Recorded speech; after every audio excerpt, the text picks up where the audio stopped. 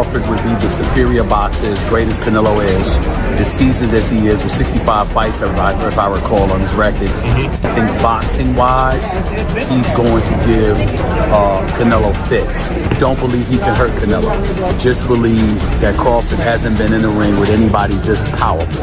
Again, Crawford is the superior boxer. But if he can't hurt Canelo, he can't keep him off him. He says it's a legacy fight. He believes he can do the same, and he wants to do the same against a fighter the caliber of Canelo Alvarez, which is why we haven't really seen him in the ring against anybody else. Fortunately, that's the business of boxing. He's a victim of it, not a villain. Canelo's longtime coach, Eddie Reynoso, has once again responded to long-standing whispers linking his camp to performance-enhancing drugs. Over the years, critics have accused him of turning a blind eye or even supplying banned substances to fighters training under his guidance. Reynoso has pushed back strongly, stressing that each boxer, Canelo included, handles their own diet and supplementation. He insists his job begins and ends with sharpening skills, building strategies, and preparing fighters mentally.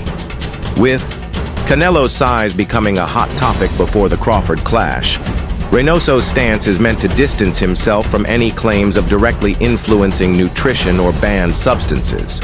Eddie Reynoso says, starting now, I'll be working 100% with a team that I can supervise. I've let the boxers who have come to me to train have their own nutrition team. So all of these fighters popping because of their nutrition team. Eddie Reynoso is guilty by association, so you have to clear this shit up. That's what I was saying about Victor Conte when he came with his transparency. I'm doing the same now with Eddie Reynoso. He knows he has to clean that shit up.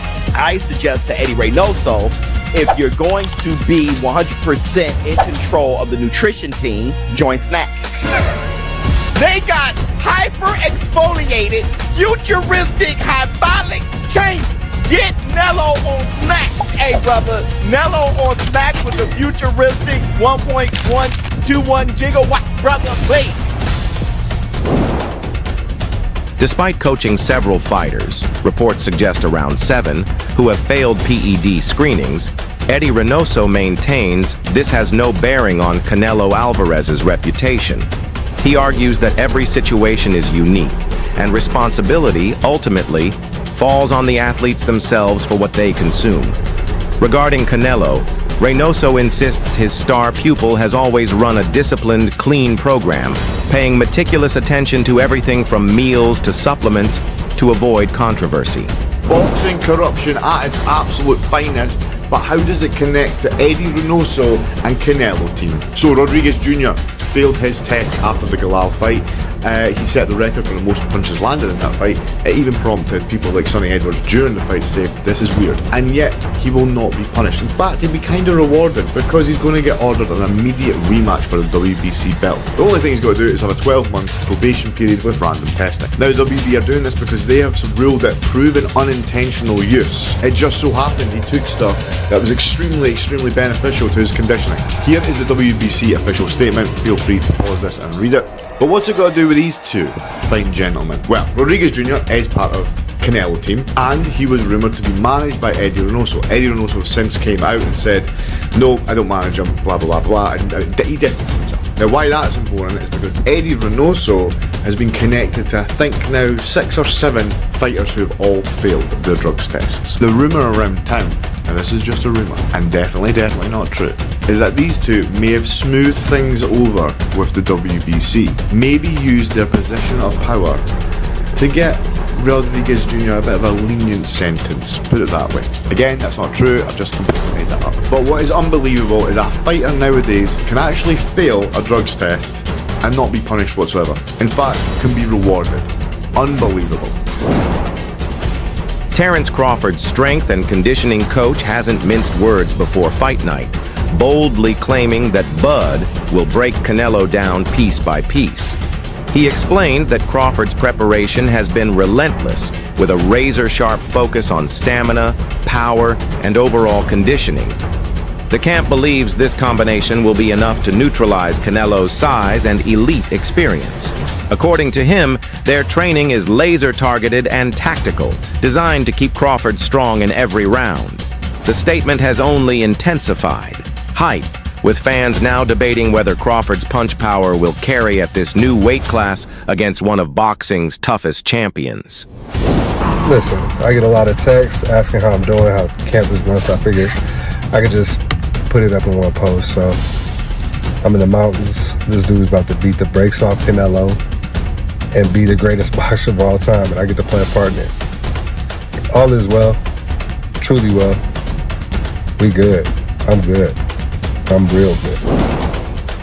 Many boxing analysts are pointing to the ring size as a hidden X factor that could decide this battle. In a full-sized ring, Crawford would have the space to rely on movement, speed, and clever angles to keep Canelo chasing. History shows Canelo struggles against mobile opponents who stay disciplined at range, with his loss to Dimitri Bivol being a prime example. When forced to follow instead of trade, Canelo's rhythm often unravels. If the ring dimensions lean toward mobility, Crawford's chances of dictating tempo improve dramatically. But if Canelo closes distance quickly, fans may be in for a much rougher close-quarters war. The ring is standard size. I think Bud beats his ass all around the ring for 12 rounds. If Canelo want to come forward and get the whooping, that's what he going to get. But that's the thing. In that last Skull fight, he didn't want to take the fight to Skull. So if Canelo don't come to fight, I don't want to see Crawford stand in the middle of the ring and take that type of risk. Because Crawford, you talk about retirement, he can still go on after this. So he ain't got to take that punishment. He can run it back with him. I don't want Crawford forced into a dog fight with Canelo. No, I think he going to whoop his ass off. So respected broadcaster Jim Gray has also shared his perspective, calling the matchup one of the best possible between two fighters whose careers already carry historic weight. He applauded Canelo for thriving across numerous divisions, while equally praising Crawford for dominating his own. Gray emphasized this isn't just a battle for championship belts. It's about legacy. Both men are fighting to cement their standing in the history books, making the stakes even greater than the titles on the line. I think we want to see the best fight the best. And even though there's been a difference in weight divisions here, I think that, you know, people clamor for big names and big fights and guys who are great to fight each other.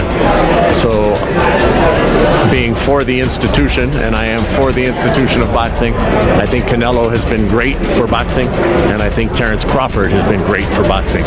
So how this is going to play out exactly, I don't know. You know, Terence Crawford is older, and Canelo has, what, twice as many rounds? So I don't know how that combination ends up. You know, the weight difference. Canelo's going to be a bigger man and a bigger frame, and coming up in that weight. So I think it's just going to be fun. It's going to be interesting. It's going to be at the Allegiant Stadium where the Raiders play, and it's going to be filled up, and we're going to have a huge, huge night for boxing for the world to see. On follow-up, do you feel like Terence Crawford has the style to cause Canelo problems? Does he have the style to what? Cause Canelo problems. Terence Crawford's a great fighter. Terence Crawford can give anybody problems. Whether or not he will, you know, I don't have that crystal ball. I don't know. We'll just have to wait and see. Veteran trainer Abel Sanchez isn't convinced Crawford can overcome the natural size difference. He explained that weight classes exist for a reason. Skill matters, but raw size and strength can't simply be ignored. Sanchez warned that Canelo's natural power at this weight class will present a serious challenge for Crawford as he moves up. In his eyes, even a fighter as talented as Crawford will find it extremely difficult to erase those physical disadvantages once the punches start flying. As everybody has opinions, and my opinion is that I think Canelo will be too big for him. I think Crawford needed a little more seasoning, a little more seasoning of his weight, that is. He's had a year and hasn't had really any fights against those caliber fighters. The last fight he had a 154-pounder, moved up one division, and had a difficult time in a way that he wasn't dominating as he did in the lower divisions. You talk about a guy in Canelo who's really only bad outing was the Bivol fight.